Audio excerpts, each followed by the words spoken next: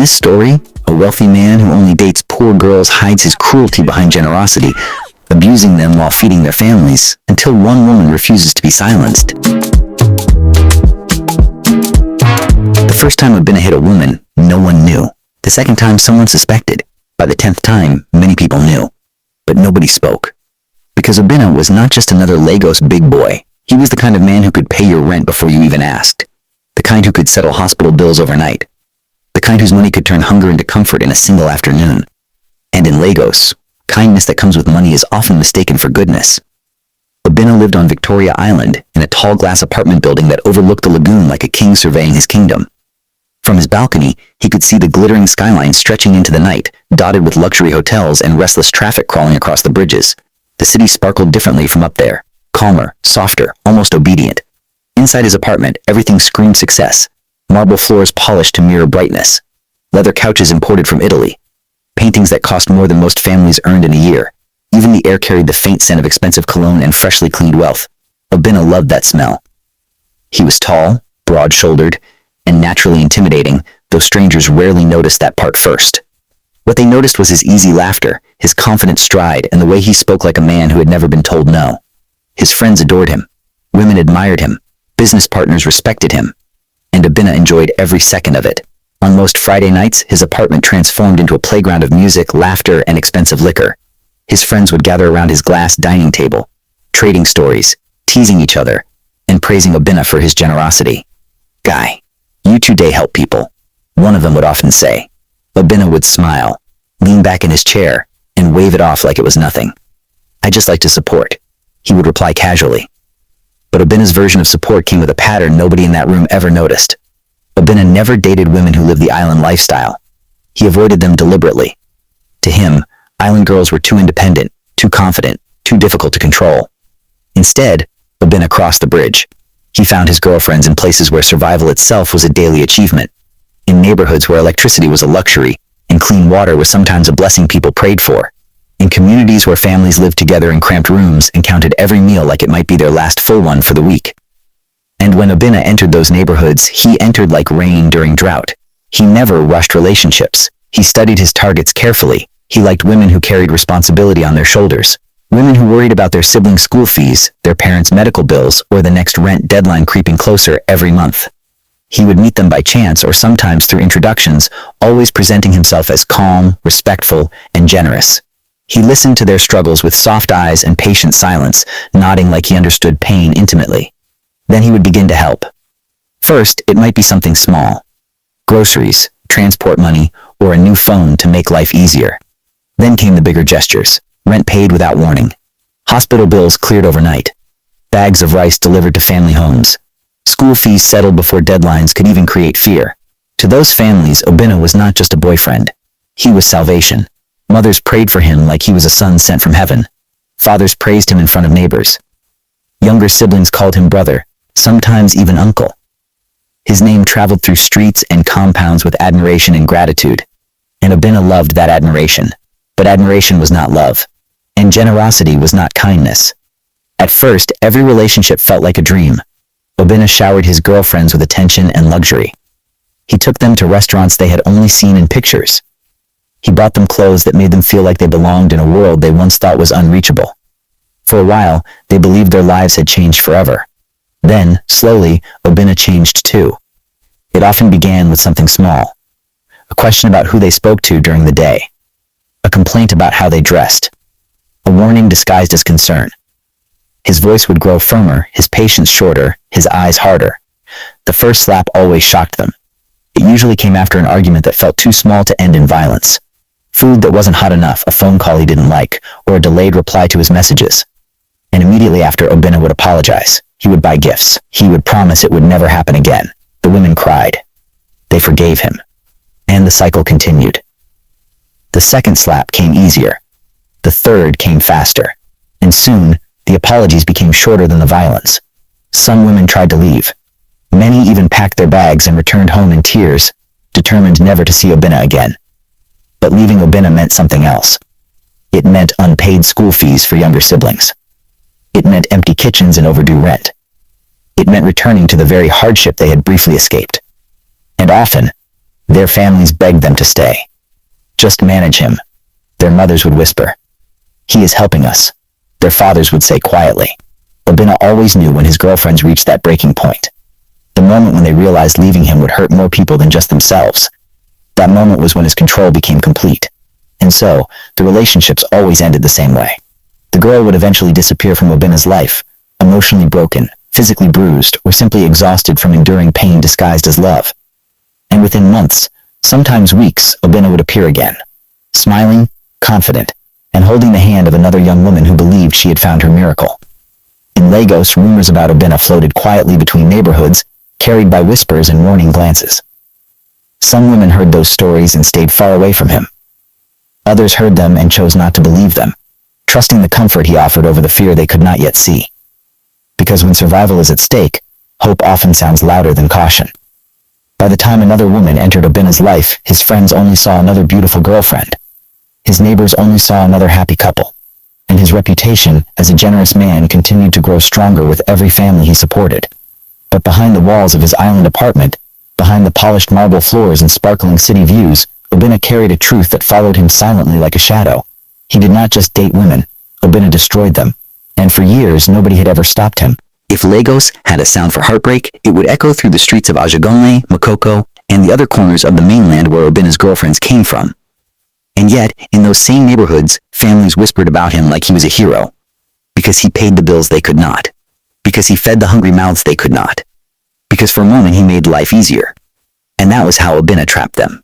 His girlfriends were never fools. They saw the charm, yes.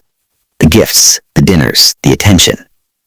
But they also saw the anger behind his smile, the sharp edge in his words, the way his hands could bruise what his lips promised to protect. And still they stayed. It started with Ifunanya. Ifunanya was 19, smart, and quiet, with the kind of beauty Lagos rarely noticed in slum streets until it was impossible to ignore. She lived in a single room with her mother and younger siblings, where the smell of damp walls mixed with the lingering scent of yesterday's stew. Obinna arrived in her life like sunlight through a cracked window. Sudden, warm, and blinding. He paid her school fees. He bought groceries her family hadn't seen in weeks. He sent money home that allowed her younger brother to attend school in uniform instead of bare feet. For her family, he was more than a man. He was a lifeline. At first, she believed the promises he whispered over candlelit dinners in his island apartment. She believed his laughter, his charm, his attention. For a while, she imagined that love could exist, even in Lagos, even in poverty, even in fear. Then came the first argument. It was over something trivial. A plate of cold yam and stew he didn't like. She had served it from a pan she barely washed with water that ran only a few minutes that morning. She apologized, trembling, hoping he would understand. He didn't. That night, the first slap landed.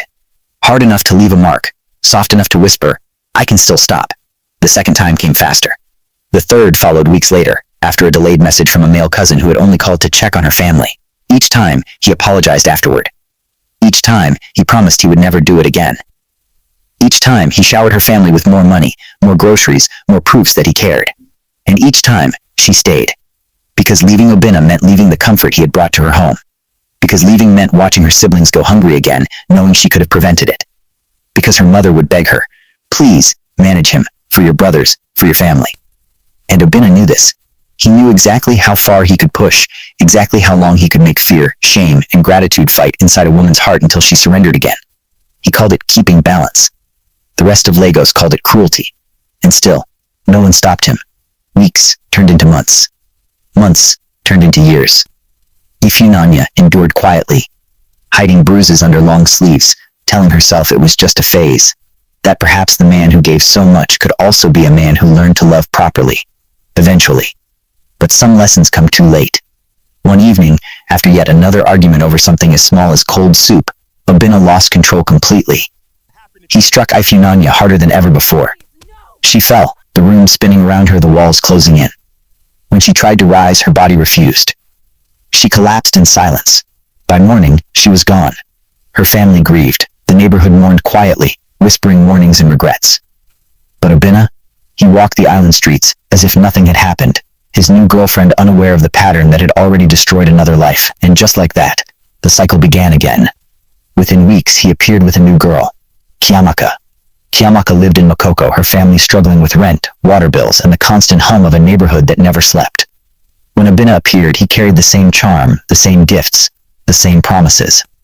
He paid her family's debts quietly, covered her little brother's school fees, and made her mother praise him as if he were a god. Kiamaka noticed the pattern almost immediately. She noticed the fear in the women who came before her, the whispers in the streets, the way mothers and sisters lowered their voices when they spoke about him. And she listened, she watched, she learned. Because unlike Ifananya, Kiamaka understood that survival in Lagos sometimes comes with a cost. A cost she was not willing to pay for the comfort of her family. The tension built quietly over weeks. Obinna, confident in his power, made the same moves he had perfected over the years. The island apartment glimmered under the city lights. The expensive bottles and imported food lined the kitchen. He smiled, charmed, and waited for the same submission he had always received. But this time, the woman across from him was not afraid. And Lagos, in all its crowded chaos, was about to witness a man whose money could no longer control fear. By the time Kiamaka entered Obinna's life, Lagos had already written his reputation in whispers. Not in newspapers. Not on social media. But in quiet warnings passed between women who had learned that survival sometimes meant speaking softly. Kiamaka first heard Obinna's name from her mother. It was spoken with admiration.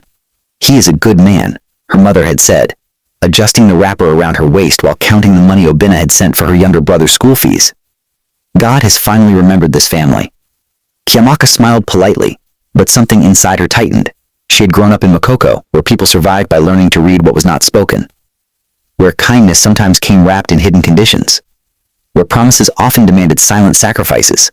So when Obinna arrived in her life, she did not rush to trust him. She studied him. He appeared exactly as the stories described. Confident, charming, generous. He spoke with calm authority and laughed easily, as if the world had never denied him anything. He treated her with patience at first, taking her to restaurants overlooking the water, buying her clothes she had only admired from shop windows, introducing her to a life she had never imagined touching. To her family, Obinna was already a blessing. Her mother prayed loudly for him every night. Her younger brother began calling him chairman, as a joke that quickly became affection. Her father, a quiet fisherman, praised Obinna with the kind of respect reserved for men who saved households from collapse. And Kiamaka watched it all unfold like a story she had already heard before. The first warning came from a woman she met outside a small provision shop near the water. The woman stared at her for a moment too long before speaking. "You are Obinna's new girlfriend," she said softly. Kiamaka nodded cautiously. The woman's eyes flickered with something between pity and fear. "Be careful," she whispered before walking away. That night, Kiamaka did not sleep easily. She began listening more carefully. She paid attention to the silence that followed Obinna's name in certain conversations. She noticed how some women avoided eye contact when he was mentioned, while others changed the subject completely. Then she heard Ifananya's story. It came in fragments. From neighbors, from market women, from whispered conversations that paused whenever strangers passed. Kiamaka pieced it together slowly, like assembling a broken mirror that reflected something ugly and undeniable. She learned about the beatings. She learned about the apologies. She learned about the death that no one spoke about loudly. And still, she stayed. But not because she was afraid to leave. Kiamaka stayed because she wanted to understand the man everyone feared. She wanted to see how deep his control truly went. And quietly, without Obinna noticing, she began preparing herself for the moment she believed would come. Obinna, meanwhile, moved through the relationship with comfortable confidence. To him, Kiamaka was simply another chapter in a story he had perfected over time. He supported her family generously, paid bills without hesitation, and wrapped her in luxury that made leaving him feel impossible. He watched her settle into his island apartment, watched her grow familiar with his routines, his moods, his preferences.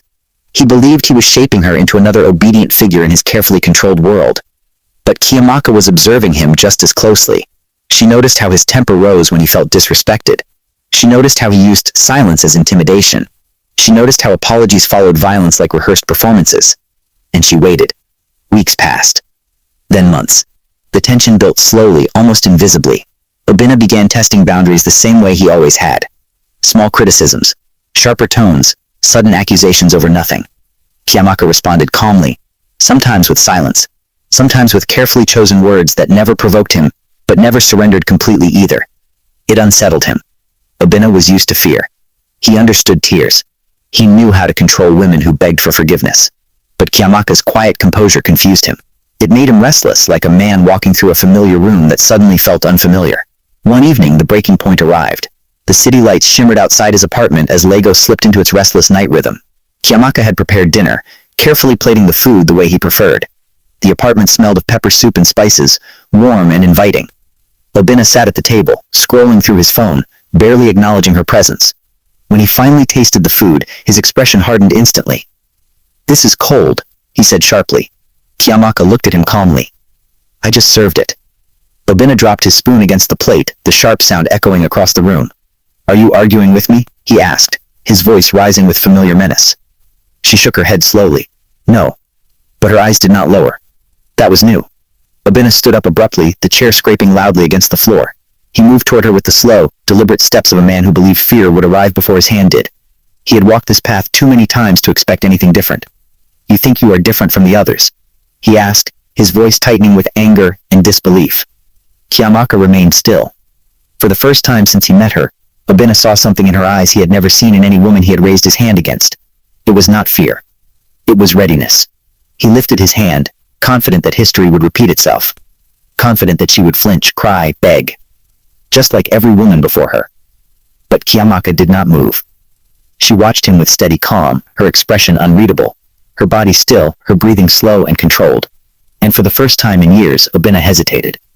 Because something in the air had shifted. The silence between them felt heavier, sharper, alive with tension that neither wealth nor intimidation could control anymore. Kiamaka stepped back slightly, not in retreat, but in preparation. Obinna did not understand it yet. But in that moment, standing in the center of his luxury apartment, surrounded by everything money had ever given him, he was closer than ever to losing the one thing he believed no woman could ever take from him. Control. And Lagos, restless and unaware outside those glass windows, was about to witness the night Obinna finally met his match. For years, Obinna's apartment had been a kingdom where only his rules existed. Every woman who entered eventually learned the same lesson. His anger was law, his money was authority, and resistance only made the punishment worse. But tonight, something in that kingdom felt unstable. Obinna's raised hand hovered in the air, frozen between threat and action. The city lights behind him reflected against the glass walls, casting shadows that stretched across the polished floor like silent witnesses. "Don't test me, Kiamaka," he said, his voice low, trembling with controlled rage. Kiamaka did not respond immediately. She stood across from him, calm but alert, her gaze steady. For a moment, she looked almost fragile in the soft glow of the apartment lights, the same way every woman had looked before him in moments like this. But fragility can be deceptive. When Obinna swung his hand forward, expecting her to flinch, Kiamaka moved.